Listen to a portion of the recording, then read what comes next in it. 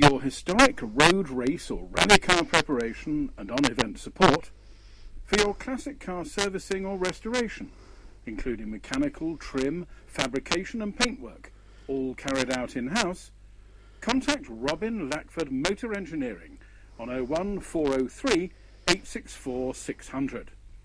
If you're outside the UK, make that +44 1403 864 600. For more information, go to our website www.robinlackford.co.uk. rallyfm.net.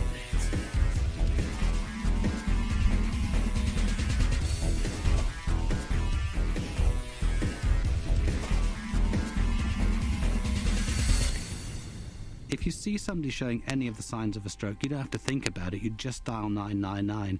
Use the FAST test.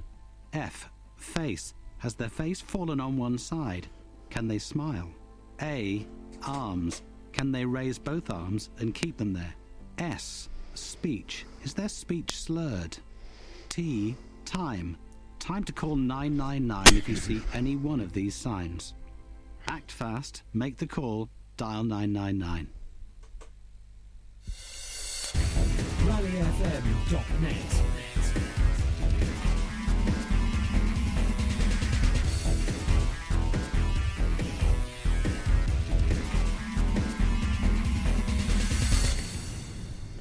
Well, welcome back to rallyfm.net, and cars are in service or heading that way, and the cars in the Interclub Challenge, the 1400, to lead the way on these stages, will start to leave the Royal Welsh Showground very shortly to have their second run through of the stages.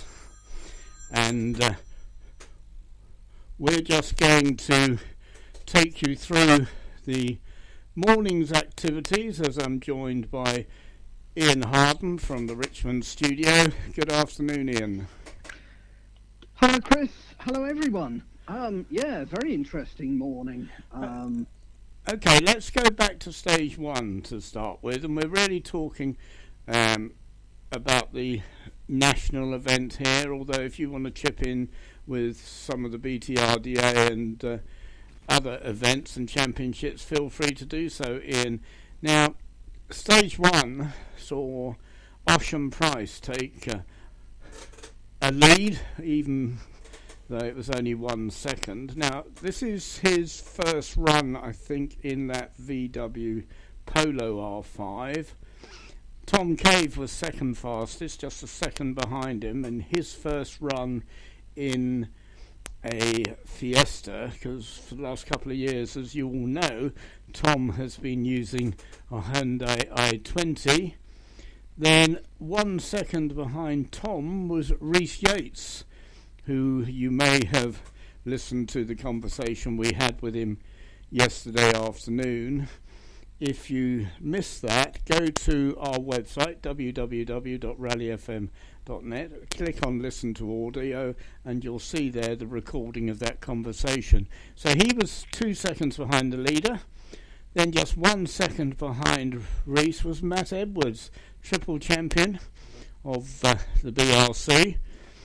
And then behind him, albeit a massive 2 seconds adrift, was Keith Cronin, a 4 times winner of the British Rally Championship. So that top 5, quite stunning really. Only 5 seconds covering the lot of them. What was your take on that, Ian?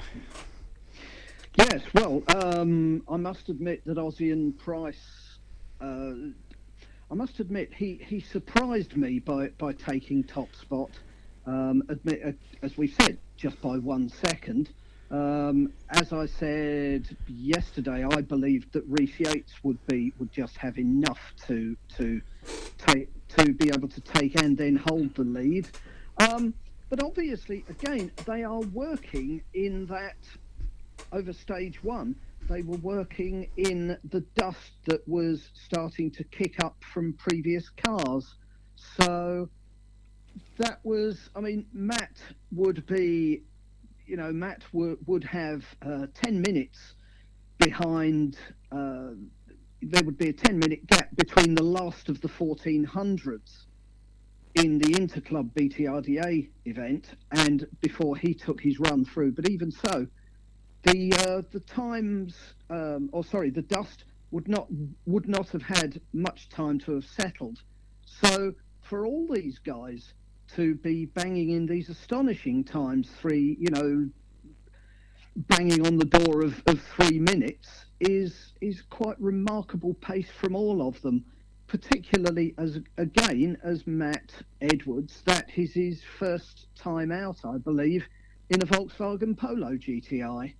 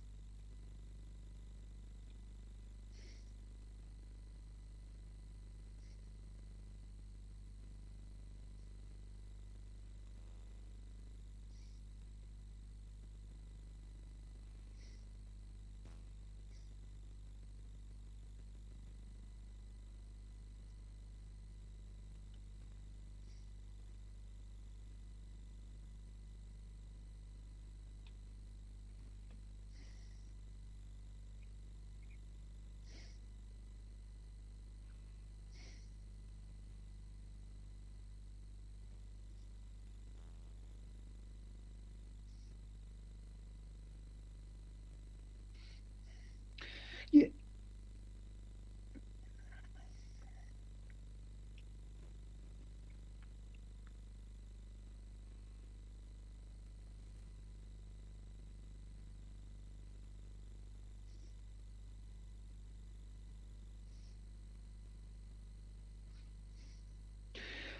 That's right. Interesting as well. Stephen Petch, who is down in equal 10th after stage 2. He was flailing around in 12th after stage 1, but he suddenly seemed to he'd settled himself in, I think, and he set 7th equal fastest with Sam Moffat, which is, he's only knocking in 16 seconds slower than Matt Edwards. And Matt is effectively a professional rally driver, and Stephen is one of the, he's a quick lad, but ultimately... A gentleman driver, I think they call him. That's right, yeah, he does it as a hobby, that's right. Yeah, it's interesting, isn't it? Because we were watching Matt Cotton talking to people at the end of Special Stage 2, and quite a lot of them were saying how challenging it was. There are the blind crests in there anyway, which you've got to be very brave for. In Elliot Payne's case, exceptionally brave because his intercom failed. He was a bit white-faced when he was being interviewed at the end of the stage, but I think he set 6th fastest time on that stage, which is, absolutely brilliant considering the problems he had with the intercom. Then, again, a lot of dust hanging in the air, so even with the 10-minute gap, by the time 2 or 3 of the R5s have gone through, they've stirred it up again for everybody behind them to make it quite difficult. And there was absolutely no breeze up on the top there at all. No, I was looking at the coverage from.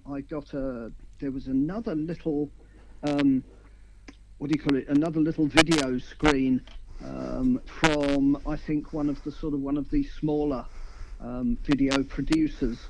And I spotted he'd just set up a still camera, and it was focused on a particular corner, and there was a flag by the corner, and it stayed still for a whole 5 minutes. So there was no breeze up there. That was on stage 1.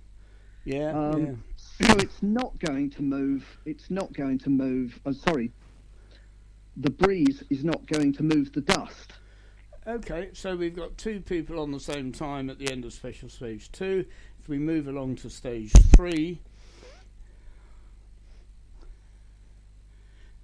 now we've got an odd time at the top there for Harry Gardner in the Mitsubishi, and I think that's a minute adrift, to be honest. I can't see a Mitsubishi Evo, even though it's an Evo 9, being quicker than any of the R5s along that stage, so let's ignore his time.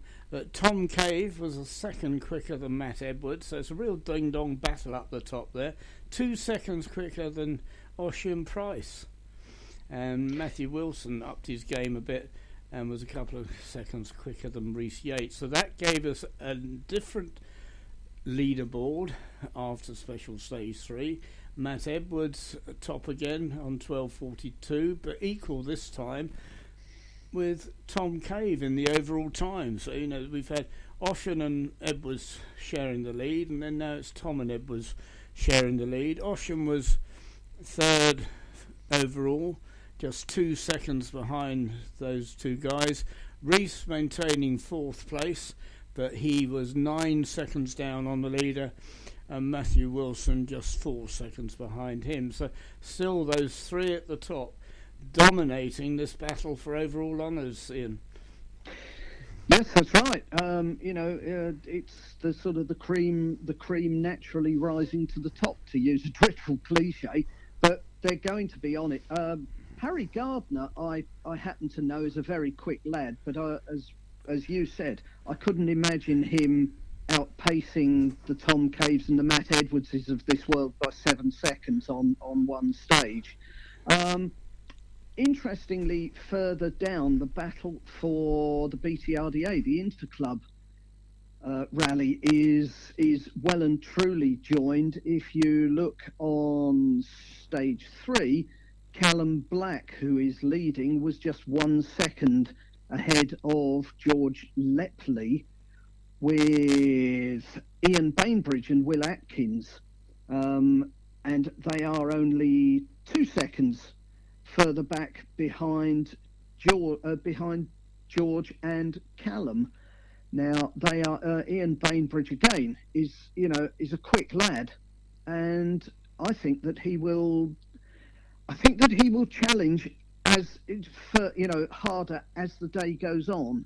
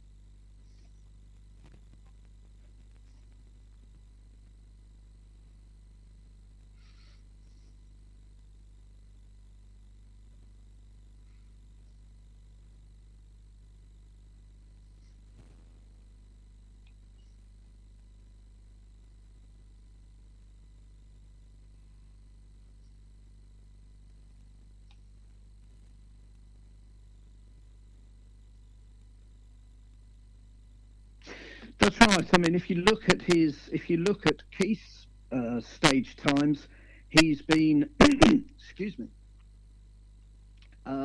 throughout the 4 stages, he's been 5th, 6th, and 8th overall fastest throughout the 4 stages. So he's settling himself in.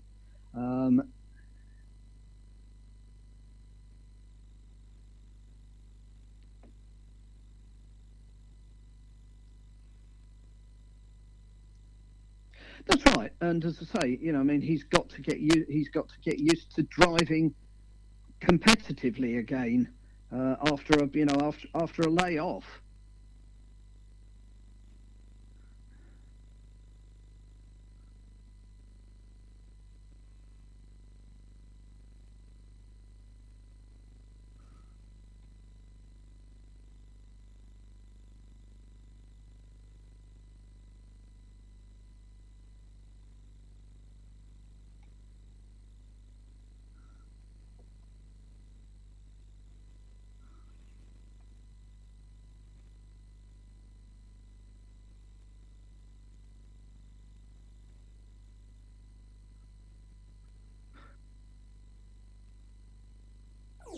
rallyfm.net.